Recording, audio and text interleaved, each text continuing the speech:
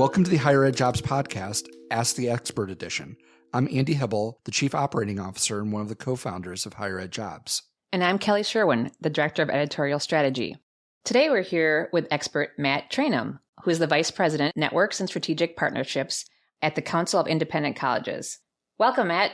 Well, Kelly, good to be here again. Always a pleasure. Nice to see you again, Matt. So today's question is, when and what is the best way to reach out to an employer who's had your application for several months and no communication, even though you meet both the minimum and preferred qualifications? I've been applying to many positions where I meet both the minimum and preferred qualifications, but either no communication before or after a position is filled or the position goes away. Should a candidate for a specific position contact the hiring department if there's no communication regarding the position being filled? Wow, what a scenario. I think the part that might have cued all of us is the several months part, right? A job posting for several months and no communication. Here is just a very immediate reflection.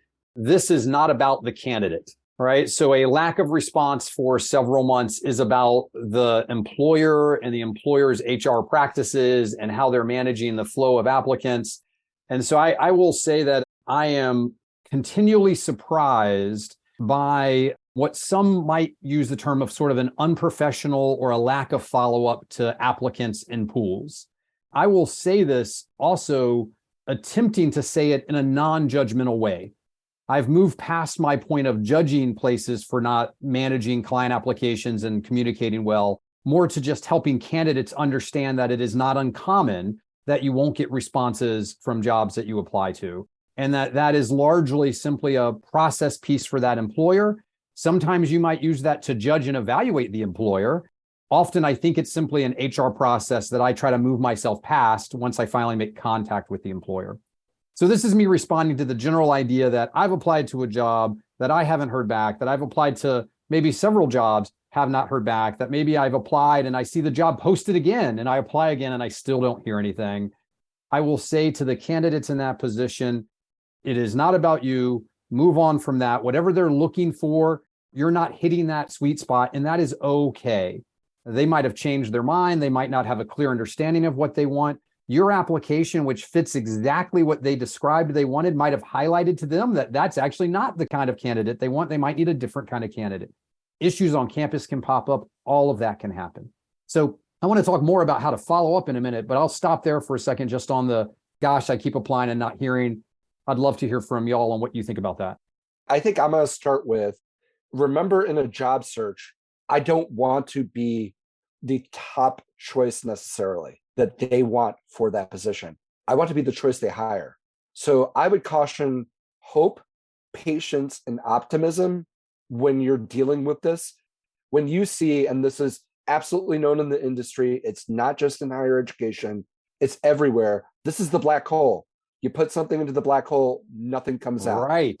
And at that point, Matt, I think you're exactly right. Own it. Understand this is what it is. Don't take it personally, but keep your hope, keep your optimism, and keep the idea that you want to be the candidate that's hired. Not every first choice or second choice or third choice is the candidate that gets hired. And if you're going to ask, maybe you want to, that's okay. That's your prerogative. Hey, was I your first choice? And they say, oh no, you were my fourth choice. And you're going to say, well, then I'm not going to take the job if I was your fourth choice. That's a choice you have to make. Okay. I could see that that would bother some people. At least for me, I'm one who's okay being the one who's hired and taking the opportunity and showing them, well, gosh, Andy should have been my first choice. That's what I would probably want to do in that situation. I know for jobs that I received back when I was younger, that I was not the first choice, and I'm okay with that. I would say now, and I'm going to flip it on the employer side, I can understand part of the process. While a process is live, the communication is not what we aspire to want or how we'd want to be treated. I get that. I think it's a huge advantage for employers and reflects very well on your institution if you can provide that real-time communication. I think it's the humane and right thing to do, but sometimes it's difficult. The unforgivable part is if you have hired somebody and they are in that position and you have not let every candidate know that you filled that position, I believe that is absolutely wrong in every sense of the word. And you really need to think about why you're doing that. because it's just simply impolite and inconsiderate to somebody who's taken some time to apply to your ad. I agree. Thanks, Andy. I wanted to reference something that you were saying, Matt, regarding it could be a good time to evaluate the process and see if you'd be a good fit for that organization based on their feedback or lack of feedback. Kind of going on the emotional side, I want to be wanted. I don't want to be at an organization where like I have to beg them to respond to me for that position. So it doesn't matter to me if you're the first or the fourth. If you're wanted and they see it's a good fit, then I'm good with that. I feel like people want to know that they are appreciated no matter what order they receive that offer in. You know, organizationally, professionally, everything that you both are saying resonates, and I feel like it's exactly right. I loved your impolite. Andy, you sounded so mad at the institutions not being polite. And you're right to be that angry at institutions not being polite. I have multiple stories of high-ranking, like VP level, presidential level visits to campus, and then not hearing anything back for 2 or 3 months. I mean, this is after you go to campus and not hearing back, right? So imagine how those people feel, let alone just doing the applicant. So having acknowledged that, and you both are exactly right, if an institution gets it right, institutions are so legally scared of anything they say. And having been in that space, there's a lot of messaging you can do that never gets close to that legal threshold, but institutions are still scared to message. I just want to pull out and just say one other comment, though. I have found that if I just look at all of this as an administrative annoyance and move my emotion out of it, I am a far better candidate. And so I'm not going to worry about it. You can see these flow charts that people post now and then. I applied for 160 jobs. I didn't hear back from 100 of them. I heard back from 60. I got interviews for 20. All that matters is that one little line at the end, there's the job I got. And so, Andy, your list of adjectives, of personal traits, perseverance, right, of just keeping on, I think is great. I want to move to a moment to the second part of the question of, so what do I do if I've applied to a job and I feel like I am a very good fit and I have not heard back from someone there? What do I do? I'm going to give a thought back to that, and we might go into a point counterpoint, because I'm probably going to be, as a person who has looked for jobs in the last few years, more pushy in this space than perhaps some of my colleagues online here. I find no problem with reaching out to both my network that might be connected to the specific role and also potentially the hiring supervisor. I find no problem with doing that. I'm going to say that when I say no problem, there is a risk to that. You've got to do it well. You've got to do it short. You don't get to do it more than really once. But I do not find a problem if I have a job posted and somebody's applied and I get a short email that just says, hey, I just applied to this role. Just wanted to reach out directly and say, you know, it looks like a fascinating position. I think I can help solve those problems. I'm excited to talk more with you if that ever happens. I'm just going to say, if you want the job and you haven't heard back, I don't think that you get a demerit by doing that once. Counterpoint to that, my colleagues, anyone? I like the demerit ranking. I agree.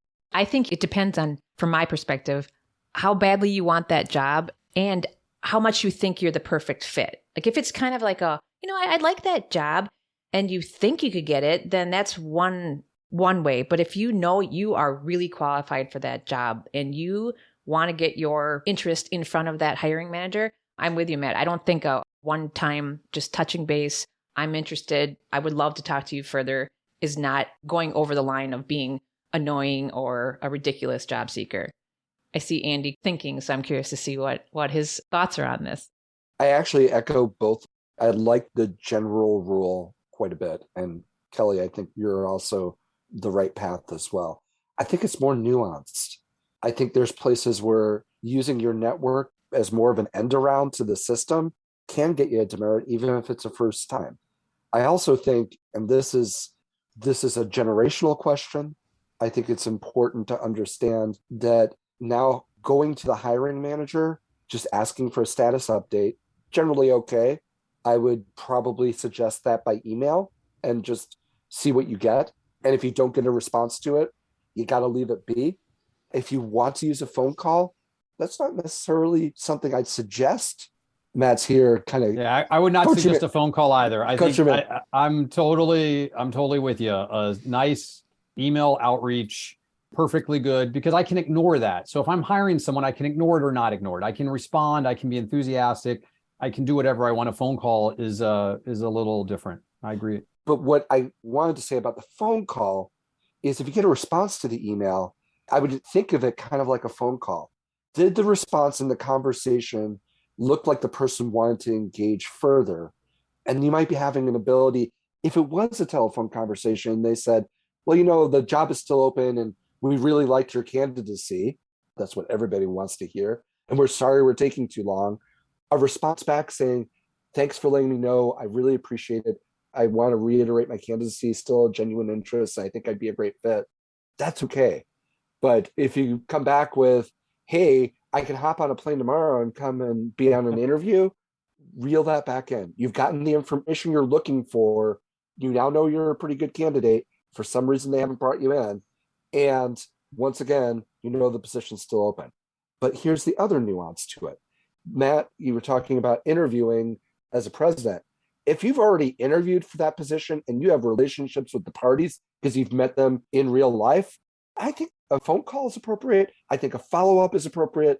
And once again, I think it comes down to courtesy. Once you've had that relationship and you've asked of my time to come see you and interview, you owe me the decency to at least engage and give me an update. And if they're holding off, you need to respect that. They might be in the middle of the process. You might be number 2. Wait to see how it goes with number 1. But if they don't respond in a month to your inquiry, I do think as far as assigning demerits, that's a demerit at that point. If you're candidate number 2 or number 3, and they don't have the time in the month to kind of let you know the search is still active, and they come back to you, that is a red flag for me.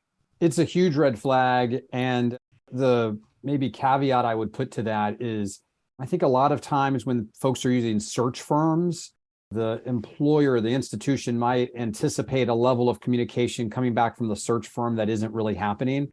So sometimes I would offer a little grace for when there's a search firm engaged, which isn't to say that's excusable, but sometimes there's a belief the search firm might be doing differently than it is doing. In a sort of similar way, an HR department is sometimes an internal search place, right? And you might be thinking the HR office is communicating more than it should.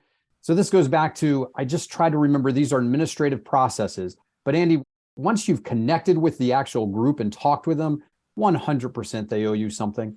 I also just want to acknowledge, and we've said this a variety of times, we talk here about quote unquote using networks, and our networks are not evenly distributed. They're not equal starting points for everybody. And that is also an unfair reality of the search process and of the search world. And as we talk about utilizing networks, it's just hard for me not to say that out loud. I know that some folks might have, it's unfairly distributed in all sorts of ways. I went to Texas A&M for my grad program. It's a huge school. Already I'm in a massive network. It's a huge grad program. I'm in a massive network. I might have gone to an amazing program at a small school that just didn't tap me into that same network. We can create some other breakdowns that distribute networks not evenly. So just another thought on that. We want to hear what you've had an experience with the black hole and with following up, and where you found your sweet spot for the times to talk and engage and the times to, like Matt said, wait it out and see what happens. So please email us at podcast@higheredjobs.com or tweet us at HigherEdJobs. I'd like to remind you once again, the way this episode started was somebody like you sent us a question and we like responding to them. Thank you for listening to the HigherEdJobs podcast. We'll talk to you soon.